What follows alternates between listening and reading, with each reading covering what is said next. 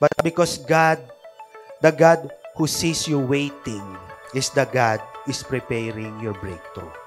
Bakit? May promise sa atin lahat si Lord, tama? The thing is, papaano mo ba siya aantayin?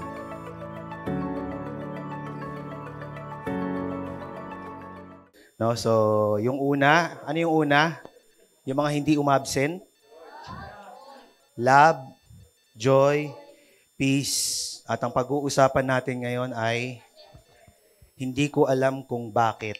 Okay? So, yung love ang dali ituro. Yung patience, hindi ko alam. Okay? So, hindi ko alam kung bakit sa akin binigay. No? So, pag-uusapan po natin ngayon is yung patience. Yung patience na basta patience siya. Okay po, ang hirap. No? Kung ito ay puno, bulaklak pa lang nalalaglag na. 'Di ba, no? Bulaklak pa lang, hindi siya ano ba yung nagiging bud? 'Di ba pagkatapos maging bulaklak, magiging bud para maging bunga. So hindi siya nagiging bunga sa akin, no? Hindi ko alam, no? Hindi, joke lang po, no? So 2 weeks ago, ang tagal na ngayon, no? Hallelujah. Ang tagal na pong binibigay. So pinaghahandaan ko siya. I keep on praying patience. Okay? Sabi ko, Lord, hindi ko alam kung paano ko ituturo, pero I keep on praying patience. So pag nag-pray ka daw ng patience, hindi daw sumasagot si Lord. Tama? Hindi sumasagot si Lord. Kasi nga tinuturuan kanya ng patience. Pero sa akin, sumagot siya. Ayan, patience. Hindi ko po dinidisplay yung kotse ko. Ayan po yun. Okay. 2 weeks ago, after my prayer, nangyari to. Di ba? So, nakaparada ako, may puminang motor, natanggal. Sabi ko, talagang nalaglag ka agad eh. No? So, yun. So, huminto naman yung nakasagi, pero pagdating talaga, nauubos talaga. So, medyo matagal ako bago bumaba ng kotse. Oo, nilakasan ko muna yung aircon. Tapos, ayun, nakipag-usap naman siya at ipapaayos daw niya. So, praise God. Hallelujah. So, hindi po ako nakapaglabas ng, basta wala akong sinabi. Okay? Wala akong sinabi. Teko, ang paglabas ko, Kuya, kumusta ka? Kumusta ka? Hallelujah. Oo. Hallelujah. Oo, Christian. No, grabe, no? So, sino yung ganito? Sino yung may experience? No, talagang, pag may sasakyan ka, hindi ko alam kung bakit, pag nakaupo ka sa driver's seat, no? Sabi ng asawa ko sa akin, alam mo, ikaw Kristiyano ka eh. Pero pag nakaupo ka sa driver's seat, nagiging demonyo ka. Di ba, no? Hallelujah. Nakalaya na po ako dyan. Dati po nagmumura ako. Pero yung una, dati-dati po, no? May evolution yun eh. Kung kilala niyo ako noon, matagal na tayong magkakilala ngayon. Okay? Dati po, may baba ako niyan. May baba ng sasakyan niyan. Ikaw. Oo, nawala yun. Tapos, hindi pa kasi uso dati, no? Oo, praise God, hindi uso yung viral. Wala pang viral nun. So, safe. Safe.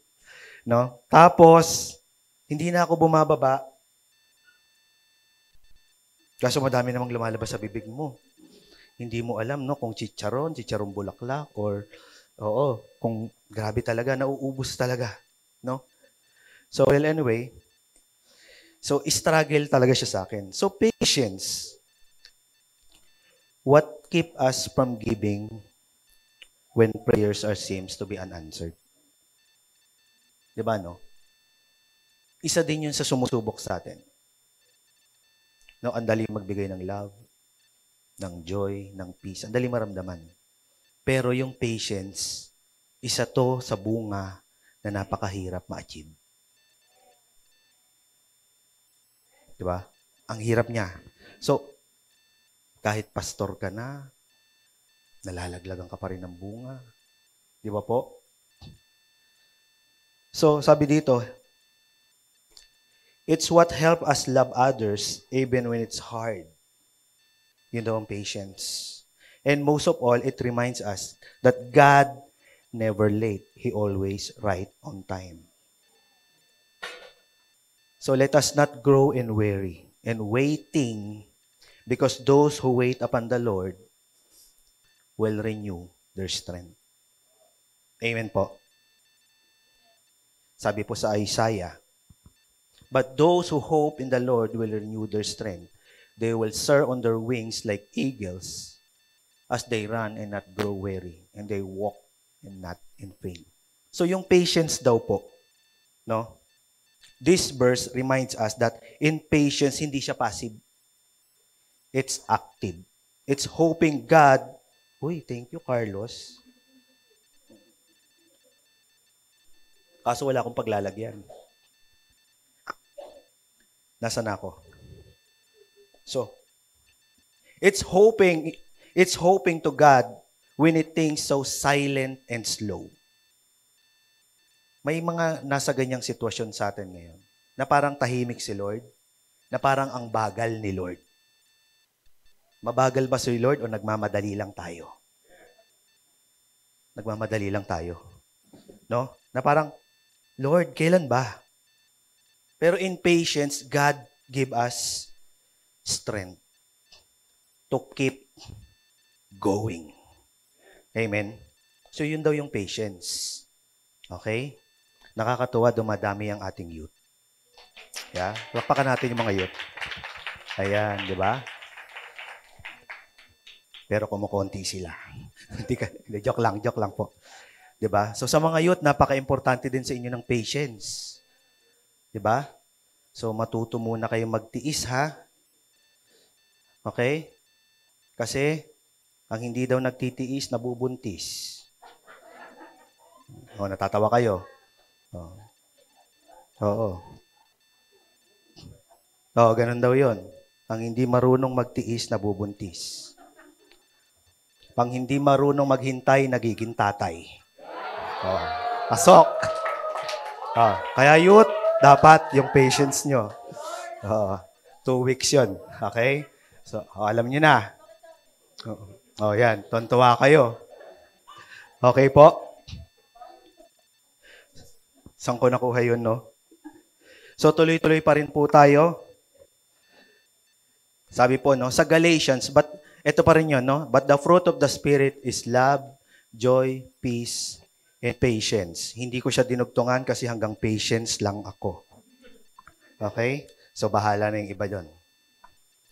So, kahapon, habang ginagawa ko to, nag-iisip ako ng mga title. Sabi ko, paano ba ito pagagaanin? No? So, meron akong 3 topic na pag-uusapan natin yun. So, number 1 is, ito yun. Teka lang, no? E-patience. E-patience. Pinost ko yan, no? From the book of Patience. Yan, hindi, joke. Joke. Okay. It's an event in our life that need patience. May mga pangyayari po sa buhay natin na kailangan natin ng patience. May mga pangyayari sa buhay natin na nagpapatatag ng patience natin. Tama po. Or sinusubok tayo. Tama? Diba? Ano-ano yon? Ang liliit nila. So sabi po sa Romans, be joyful in hope, in patience, in affliction, in faithful, in prayer. Patience is essential in a seasons of struggle. Napaka-importante po nun. No? Pag nasa struggle ka, gusto mo matapos kagad. Di ba? Pag wounded ka, gusto mo gumaling ka agad. Tama? Pero yung wound may process. May mga sugat na gumagaling agad. Pero may mga sugat na hindi kailangang gumaling. Ay, bakit po? Kasi may mga sugat na kailangan mo siyang dalhin. You need to carry the wounds. Bakit? Kasi yan yung testimony mo. Di ba sabi ni Jesus, carry your cross and follow me. So, you have to take up your cross. May mga sugat kasi na minsan minamadali natin gumaling. Amen po. Try mong ganun-ganunin yung sugat. Hindi yun gagaling. Bakit mo kinukuha? Okay. Sorry. So, amen po. Minsan po ganun eh. No? May sugat na meant to be healed. And sometimes, may sugat po na meant to be carried. Ano po yun? May mga pangyayari sa buhay natin na minsan hindi siya kailangang mag-heal. Kailangan mo siyang dalhin. Bakit? Di ba minsan trauma? Pag naisip mo, iniwan niya ako. Pag naiisip mo lagi, di ba, pag nakakapanood ka ng movie, naaalala mo. Di ba? Naaalala mo, nasasaktan ka pa rin. Pero kailangan mo siyang dalhin. Bakit? Kasi may testimony mo siya sa iba. Testimony mo siya sa buhay mo. Natututo tayo doon. Kasi bakit? Yung sugat na yon, hindi man yun gagaling, nandoon yung learning. Nandoon yung experience. Kaya gustong ipadala sa'yo ni Lord yun. Kasi sinishape ka ni Lord, hinuhubog ka ni Lord. Amen po? So kaya may mga pangyayari sa buhay natin na hindi natin pwedeng takasan, kailangan nating harapin. Bakit? Kasi gusto ni Lord may mabuo ka. Amen po? So, patient isn't it easy? It develop in waiting room of life where faith is tested and character is shaped. Diba? There are moments po sa buhay natin na na-stretch out tayo. Number 1 po dyan, promotion. Sino mga nagtatrabaho dito? Okay, lahat. Lagi kang nagpupuyat, nag-OTY ka na, hindi ka pa rin napopromote. Diba, no? Sumipsip ka na lahat, hindi ka pa din napopromote. Diba, no? Tapos, lahat ng nasa department nyo, pinalipat mo na para lang ikaw yung ma-promote. Pero hindi pa rin ikaw. Merong ganon, di ba, no? Yung nag-apply kayo, sabay kayo nag-apply, para lang umalis yung kasama mo. Tapos, ikaw, nung natanggap kayo, ikaw nag-back out, siya tumuloy. Di ikaw na lang natira. Amen po. So, yung promotion, di ba, lahat tayo gusto natin ma-promote. Number 1, syempre, para lumaki sweldo. Pangalawa, para maging boss. Kala mo, pag boss ka na, okay na. Diba? Number 2, illness. Natetest yung patient natin dyan. Ayan po yan. Ay, sorry. Bakit ba kasi? Okay po, ayan. Number 2, illness. Pag may sakit ka, hindi mo pwedeng madaliin na gumaling ka. There's a process of healing. There's a process para maayos ka. May therapy. Amen po. So mag-undergo ako this coming July ng operation. Pinagpe-pray ko siya. Gusto ko siya, ayoko ma-operahan kasi talaga, promise. Oo, yun talaga. Oo. Hindi ko alam, no? Kaya ko naman harapin ang lahat, pero bakit yung karayom hindi? Di ba po? Hindi ko alam, no? May fear kasi ako sa ganun. Kaya ayoko. Pero no choice, kailangan ko siyang daanan. Pangalawa pa po, na nagtetest ng patience natin. Conflict in relationship. Whatever it is, to your family, to your friends, sa church, kailangan mo ng mahabang pasensya. To your spouse, di ba? Yung mga mag-asawa dyan, patience talaga dyan. Di ba?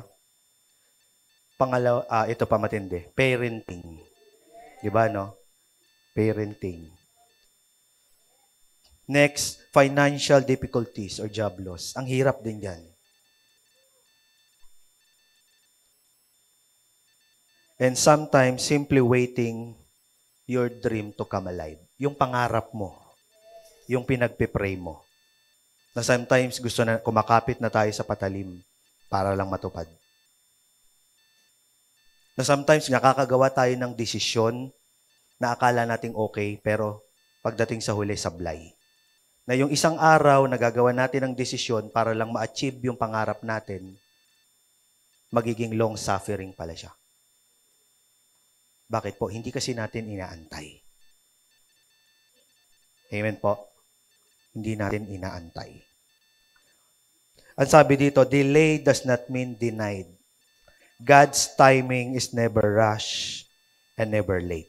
In the scripture, patience is often synonymous with long-suffering or endurance and ability to remain steadfast and calm during trials and testing. Okay po, magkaiba po ang trials at testing.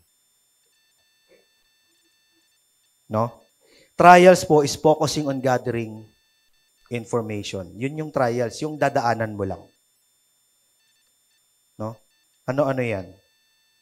Pain, wounds, trauma. Hindi mo gusto. Pero yung testing, merong gustong palabasin sa'yo si Lord. Kailangan mo yung ipasa. Kailangan mo yung pagtagumpayan. Ang trials, hindi mo siya pagtatagumpayan pero dadaanan mo. Ang testing, dadaanan mo siya pero kailangan mong pagtagumpayan. Ano po yun? Character, attitude. Testing yan. Diba? Yung character, kailangan mong iangat yan. Diba? Testing yan. Ano pa po? Trials, pag-aasawa. Bakit daw trials ang pag-aasawa? Kasi hindi ka magiging tama, hindi ka rin papasa. Amen? Hindi nakaka-relate yung youth. Hayaan nyo na, okay? Dito lang. Ano no? Okay. O, sabi po sa James 1, the testing of your faith produce patience. The testing of your faith produce patience, but let patience have it perfect. Work that you may be perfect and complete, lacking nothing. Grabe, no? Yun daw po yung dapat. Lacking nothing.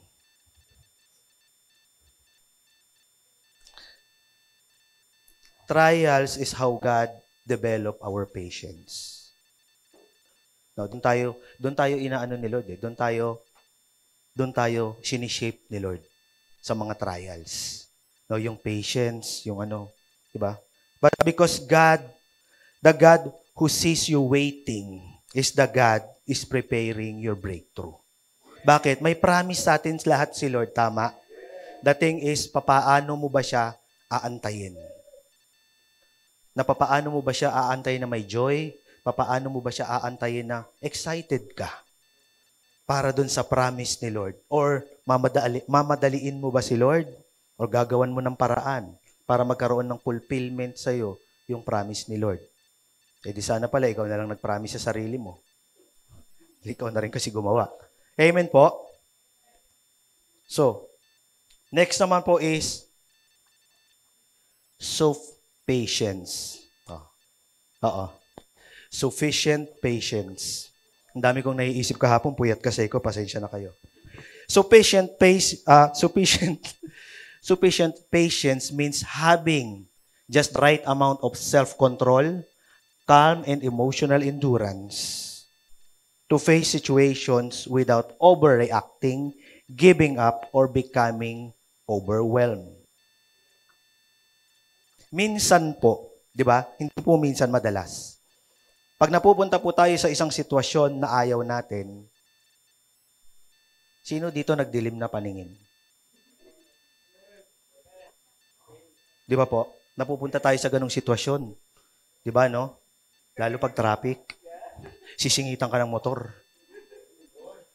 Di ba? Magdidilim talaga paningin mo. Yung magre-react ka kagad. Relate talaga mga driver sa akin. Di ba? Yung mauubos agad yung ano mo, yung tolerance mo. No? So it's not about endless tolerance, but it's about knowing when to wait, when to act, and when to stay steady. Yun daw po dapat. Alam natin kung kailan tayo magre-react. Alam natin kung kailan tayo mag-aantay. At alam natin kung kailan lang tayo dapat kumalma. Kasi bakit naiisip natin yung magiging resulta muna? Ang problema, nauuna muna tayo dun sa action bago natin naiisip yung result. Kaya yung sagot natin, bakit ko nagawa yun? Matatawa kayo sa akin. Para sa akin lang talaga to. Wala po bang nakaka-relate sa akin dito? Si Kuya Ralph lang. Thank you, Kuya Ralph. No? Kami lang talaga, no? So, walang nakaka-relate. Si Pastor Miggy, wala, napakaano niyan eh. Hindi ko alam. Yung tolerance talaga niyan, ang haba eh. Opo. Opo. Uubusin niya po munang tumawid lahat ng nasa crossing bago siya abante. Ang problema sa kalsada, pag intersection, hindi po nauubos yun eh.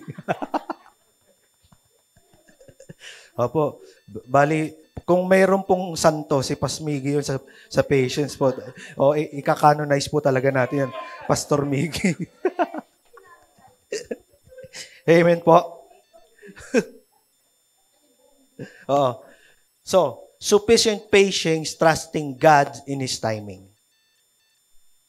Pag sapat daw yung pasensya mo, yung nagtitiwala ka sa Panginoon, sa timing niya, sa oras niya, na alam mong ibibigay sa'yo ng Lord, pero excited ka na maranasan, excited ka na ma-receive. Na ang ginagawa mo lang is you are preparing for that breakthrough. Amen po. Na hinahanda mo lang yung sarili mo kasi alam mo, Lord, alam kong darating yan eh. So karamihan ng may sufficient patience na ganito, yung mga naka-experience na ng breakthrough. Yung mga yung buhay sa inyo, yung testimony mo sa Panginoon. Yung you have right relationship with God. Alam mo, meron kang personal na relationship. Bless ka na niya noon, may trials ka ngayon, may testing ka ngayon. Alam mong ililigtas ka pa rin niya doon sa trials na yon. Amen? Bakit? Kasi bakit naranasan mo na eh. Aantayin mo na lang ulit. The problem is yung iba sa atin nakakalimutan. Di ba? Laging testimony ng pastor, may nagpapapray para magkatrabaho. Nung nagkatrabaho, nawala sa church. Hindi ikaw yun, mata. Joke lang. Di ba, no? Hindi, mahal natin si Mate. Ayan, di ba? Di ba? Tapos nung nawala naman sa church, nawala ng trabaho, bumalik ulit. Diba? Sabi ni Pastor Reggie, pag-pray mo na walang trabaho para bumalik ulit sa church. Amen? Lakas ng prayer nyo, no? No? Ito po yung, no, yung sufficient patience is talagang naranasan mo, talagang kilala mo si Lord sa buhay mo. Kilala mo si Lord kung sino siya sa buhay mo. Kilala mo si Lord kung pinadadaan ka niya sa testing, pinadadaan ka niya sa trials. Bakit?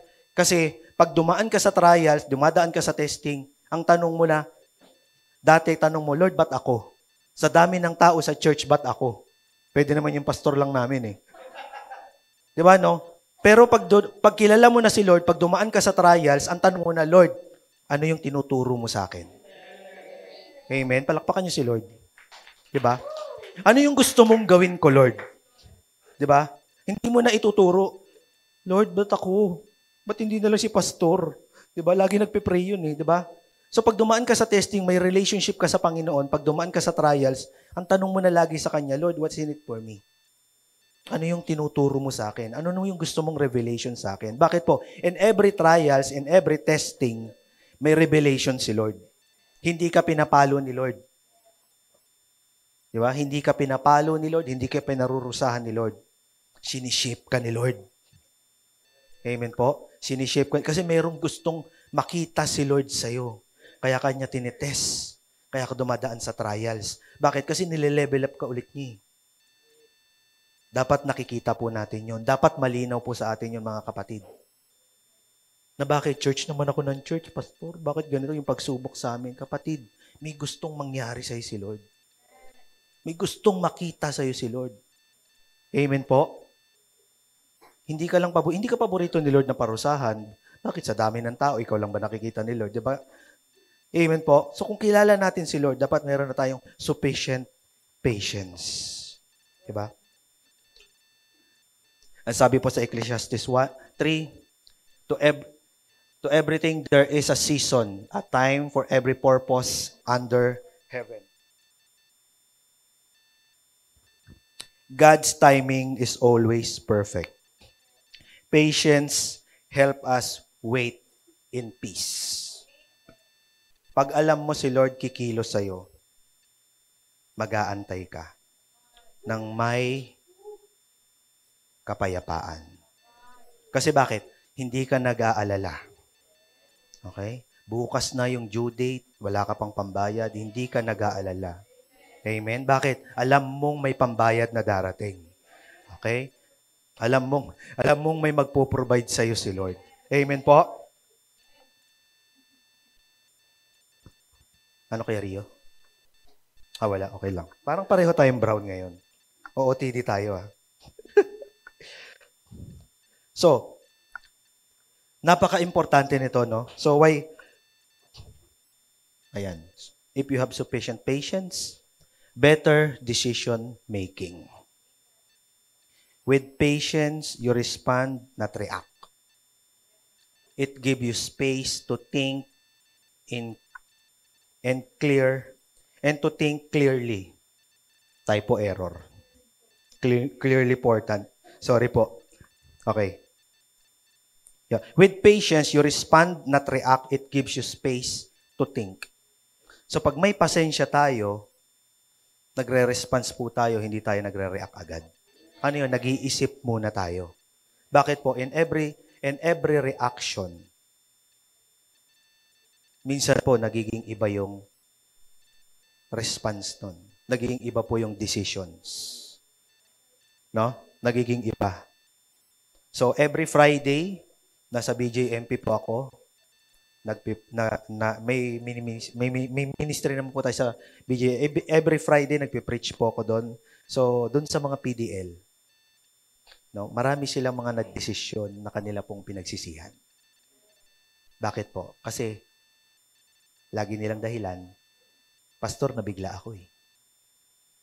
It's na po. That moment of thinking, na nabigla siya, yung isang araw na yon na nabigla siya doon sa actions niya, meron doon 5 taon na nasa jail. Meron doon 6 na taon na nasa jail. Dahil lang nabigla siya. Gets po natin? Dahil lang nagdilim ang paningin niya. 3 taon na siya. Hindi niya nakikita yung anak niya. Kung maririnig po natin yung mga story nila, nakakalungkot. Pero kung iisipin natin, we have a choice. No? We have a choice na piliin. And yet, parang sa atin dito, ang dali sa atin mag-trigger nung init ng ulo. Ang dali sa atin mag-trigger nung... And yet, pag nakita mo yung sitwasyon nung nandoon sa loob, diba? Parang sayang. No? Kaya ako, pag galing ako sa jail, pag nagdadrive ako, dahan-dahan lang ka talaga eh. Kahit ako lang mag-isa eh. Oo. Huminto sa hams, mauna ka na. Parang ganun. Oo. Oo. Oo, Christian. At eto pa. Healthier relationship, patience help you listen more, argue less, and forgive quicker. Parang sa mag-asawa to bagay, no? Oh, may natatawa na naman. Di ba? Patience help you listen more. Amen. Parang walang nag-i-amen ng mga babaeng may asawa. O, isa lang. Okay? Uulitin ko. Patience help you listen more to all the wives. Okay? Argue less to all the wives. And forgive quicker. Okay? Hindi, testimony ko to. Nararanasan ko na to ngayon sa asawa ko. Oo, hello. Oo. Oo, shout out. So ano pa po? And long-term success. Dream goals requires time. Patience keep you going when progress feels slow. Pag alam mong umaandar ka naman, pag alam mong may nangyayari naman, pero mabagal lang. With patience, it keeps you going. Diba? Na ano pa ba? Diba? It keeps you going. Na parang mababa na yung motivation, mababa na yung energy. Parang wala ka ng reason. But with patience, alam mong may kikilos. Alam mong kikilos si God, alam mong may mangyayari, alam mong may gagawin. Amen? And last, inner peace. You worry less when you're okay with the peace of life. Minsan po, di ba? Mental health. The more na nagwo-worry tayo, the more tayong nahihirapan. Di ba po? Na konting kalabog lang, alam mo na, parang big deal na sa'yo lagi. Di ba? With patience, you have inner peace. Hindi po yung nakaganon, ha? Di ba? Alam mong payapa ka, alam mong may Diyos ka. Amen po?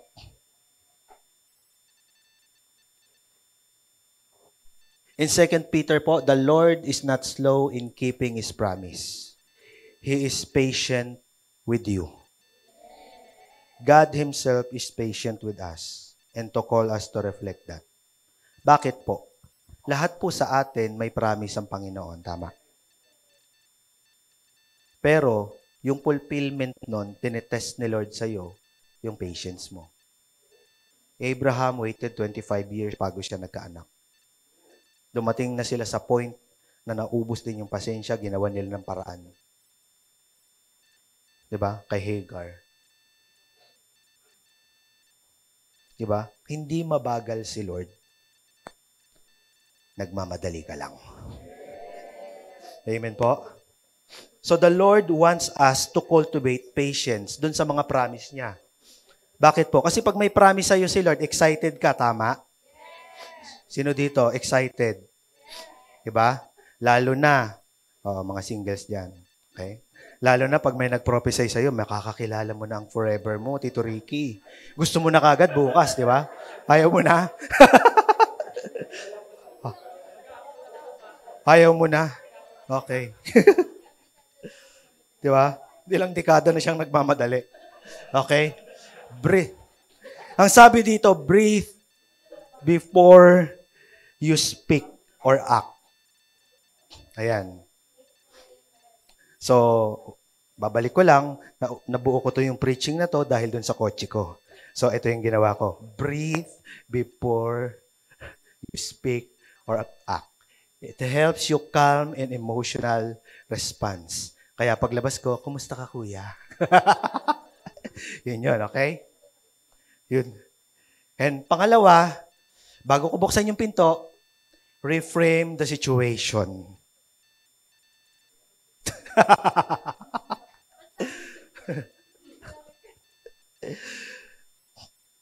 Actually, tinanong ko talaga si Lord dito. What is in it for me, Lord? What is in it for me, Lord? Instead of why me? Diba? Reframe your situation. Well, it'll end up naman na maayos. Break big goals into small step makes waiting feel of purpose. Marami pa tayong mga plano sa buhay, tama? Plano niyo makatapos ng pag-aaral. Hindi pwede bukas yon. Kailangan niyang pumasok bukas. Diba? Bukas na ba? Nasa kanila. So, plano niyong makapasok, plano niyong makatapos, umpisahan niyo na bukas. Okay? Pumasok ng maaga. Diba? It's a small step. Diba? It's a small step para dun sa mga pangarap nyo. So, binibreak yun. So, hindi pwedeng gagraduate ka kagad ng grade 12. Grade 12 pa ba? Tapos magka-college. Tapos magjojowa. Trabaho muna. Okay? Oh, tuwan-tuwa yung mga teacher nyo. Diba? So, break big goals into small steps. Kahit anong laki ng pangarap natin, kaya nating tuparin. Bakit? If you break it to small steps. Bakit? Ang importante, yung ginagawa mo araw-araw, papunta dun sa goal mo. Diba? Pag gusto mo makatapos ng pag-aaral, papasok ka. Hindi ka magka-cutting, hindi ka absent, gagawa ka ng assignment. Oo. Baka next Sunday, wala na tayong youth. Joke lang, ha? Ano pa? Accept what you can't control. Not everything will happen into your timeline, and that's okay. Marami pong sitwasyon sa atin na hindi natin kayang kontrolin. Especially sa trials. Sa testing, kaya mo pa eh. Bakit? Kasi minsan napagdaanan mo na yun eh. Pagtatagumpayan mo na lang. Minsan sumasablay tayo, ayaw lang nating gawin. Bakit? Because of pride. Pero dun sa trials, na pagdadaanan natin, may mga bagay tayo na hindi natin makokontrol dun. May mga sitwasyon na hindi na natin kayang maibalik. Ulit, di ba? So, we have to accept what we can control. And last, practice mindfulness. The more aware you are on your thoughts, the easier to choose patience. Dapat aware tayo lagi sa tumatakbo sa isip natin. Diba? Aware tayo lagi sa kung ano ba yung pumapasok sa isip natin. Lalo na pag nasa bahay ka. Ang dali ko mawala ng patience pag nasa bahay ka. Oo, madaming hugasan nang, no? Oh, yes po. Madaming hugasan, makikita mo. Ang daling kumawala. So, we have to practice mindfulness. Bakit? Kasi minsan marami nag-slip sa bibig natin na nakakasakit pala tayo. Yung hindi tayo mindful. Naakala natin okay lang, pero nasasaktan na pala siya. Naakala natin biro lang, pero it hurts to a person. Amen po? Na sometimes, nakatawa ka dun sa sinabi mo, pero may nasasaktan pa. Tito Ricky, I feel you.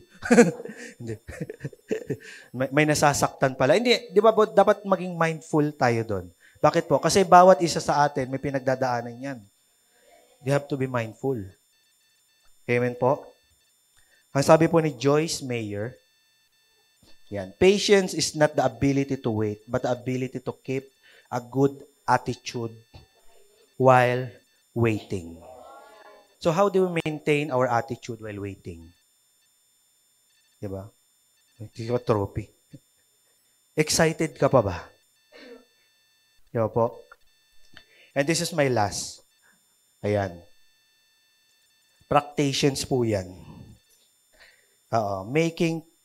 Practice your patience. Ha? Pasensya na, hindi talaga ako marunong gumawa ng PowerPoint. Making patience a habit, not as something you only try to have during a big life event, but something you build and fully surrendered to Christ like a skill every day. Di ba po? Ang patience daw po dapat pinapractice. Kasi bakit? Unang-una, pag alam mong wala ka niyan, dapat ginagawa mo na. Number 1, traffic. Doon talaga ako napapractice. Oo. May naging solution ako dyan. Okay, baka maging effective sa inyo. Oo. Pag traffic, inis na inis talaga ako sa traffic. Lalo na sa Skyway. Nagbayad ka para matraffic. Doon ako sa ilalim dumadaan. Kaya ang dami kong alam na daan eh. Si Pastor Eman alam niyan. Kasi iniiwasan ko talaga traffic. Kasi wala po talaga akong pasensya sa traffic. Okay nang umikot ako ng malayo. Basta wag lang akong hihinto. Di ba? Practicing calm instead of reacting with anger. Amen po. And next, teaching someone who's learning slowly. Yung turuan mo daw yung slow. Ba't natatawa kayo? Sino yung slow? Di ba mauubos? Yun yung practice ng patience. Turuan mo yung slow. I-try mo na mamaya. Okay? And working towards a goal that takes time. Ano yung goal mo na tingin mo matagal mo pang ma-achieve? Umpisahan mo na mamaya. Yun daw yung pagpapractice ng patience. Kasi bakit? Yung goal na hindi mo inuumpisahan, hindi magiging achievement yon. It's just a goal. Sino dito may goal ka, tapos 5 taon na pala nakakalipas. 10 taon na. Yung may plano ka lang, 10 taon na pala nakakalipas, pero nasa isip mo pa rin siya, hindi mo ginagawa. Diba, no? Sino meron? Kami lang ni Kuya Ruel. Oh, grabe kayo, na-achieve mo yan. Congratulations sa inyong lahat. Okay? Diba? Ako po, dati, sabi ko, bago po ako pumasok sa real estate, mayroon akong plano, mayroon akong goal. No, na yung kikitain ko, yung commissions, magbabuy and sell ko ng mga properties. Natapos po ako sa real estate, nag-resign na ako sa real estate. Goal ko pa din siya. Hindi ko siya nagawa. Pero hanggang ngayon, goal ko pa din yun. Diba? Wala talaga, no? Kami lang ni Kuya Ruel. No? So, practice, no? I-practice nyo na po. Meron nga ako sample, like saving money. Sino dito, goal mo mag-save? Lahat tayo, di ba? Ilan na na-save nyo? Amen. Amen din na. Okay. Ito pa. Next, getting fit. Getting fit. Ayan. Hindi ko pinaparinggan. Kaya kami nag-quote para maitago. Okay? Yun yung purpose. Getting fit. Okay? Ano pa? Learning new skills. Ayan. So, patience is action day by day. Diba? Yung gusto mong matuto, umpisa mo na. So, this is how we practice. Start small. Delay a response for a few seconds when irritated. Nagbibilang ba kayo? Yun. Notice your triggers. What makes you impatient? Practice slowing down those moments. Dapat daw po, alam mo yung trigger point mo. Sino dito alam yung trigger point? Amen. Ayan. Dami. Ayan, si Grace. Kay Rox, no?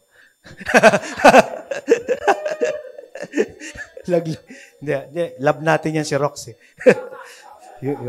Yan. So, okay, hindi lang dapat alam, kilala. Okay, kilala mo yung trigger point. Kilala mo yung trigger point mo. Amen po. And, siyempre, celebrate progress. Even when the outcome isn't here yet, honor the discipline you're building. Yung alam mong nagpo-progress ka doon, dapat tinatandaan mo yun. Bakit? Kasi yun yung ladder mo eh. Doon sa patience na gusto mo. Amen? And last, reflect daily. Naas nyo ba to? Where did I practice my patience today? O nalaglag? Nalaglag. Diba? It's gone. Diba? Reflect daily. Na uminit ba ang ulo ko ngayong araw na to? Na high blood ba ako today? Di ba po? Na high blood ba ako today? Oo. Kahapon. So, ang sabi po sa Colossians, no? Therefore, as God chosen people, clothe yourselves with compassion, kindness, humility, gentleness. Ang haba pala nito. Ayan. Gentleness and patience. Parang mali. Maiksi lang. Sorry na putol. So patience, sufficient patience, even the idea of practicing your patience. Lahat po ito nasa Bible. So, yung Colossians 3, clothe yourselves with compassion, ibig sabihin po, dapat po, araw-araw talaga nating pinapractice. Diba? Kasi nga, clothe yourselves. Sino dito? Hindi ka araw-araw nagdadamit. Diba? Kaya sabi, clothe yourselves. So yung patience, araw-araw po siyang pinapractice. At hindi po siya hinuhubad. Diba? Practicing patience are deeply rooted in biblical teaching. Scripture, our scripture is consistently calls to believers to patience as a fruit of the Spirit. as a mark of spiritual maturity and reflection of God's own nature. Dapat po, nagre-reflect pa din sa atin si Lord. Yung kasama po yung patience doon. Hindi lang po yung Christ-likeness na gusto natin, but the patience, yung nature ng ating Panginoon, yun din po yung nagre-reflect sa atin. Amen po? Ang sabi po sa Proverbs, hindi nasama, better a patient person than a warrior. One with self-control than the one who takes a city. Patience is a greater strength than power or aggression. Amen ba kayo? Agree ba kayo doon? Bakit? You don't become a patient overnight. You become patient every time you choose not to rush, not to quit, and not to snap. Amen po. Sa mundo natin ngayon, sa mundong meron tayo ngayon, kung saan napakabilis ng internet, social media, ang bilis ng communication, we're almost connected. No, gusto natin lagi mabilis. Instant noodles, di ba? Fast food. Nakakalimutan na natin yung process. Nakakalimutan na nating mag-antay. Di ba po? Dapat matuto pa rin tayong mag-antay. So dito po ako magtatapos. Patience is an active trust in God. It's the strength to wait, the grace to endure, the humility to let God be God. Hayaan nating maging God si God. Na ipaubaya natin sa Kanya yung hindi natin kaya. Kasi bakit? Huwag natin siyang pangunahan. Let God be God into your life. Diba? Let God be God sa mga problema mo. Let God be God in our attitude. Let God be God in every day. Sa church, sa bahay nyo, let God be God sa mga anak mo. Let God be God sa trabaho mo. Let God be God sa business mo. Diba? Sabi po sa Isaiah, those who wait on the Lord shall renew their strength. Pwede po ba tayong tumayo?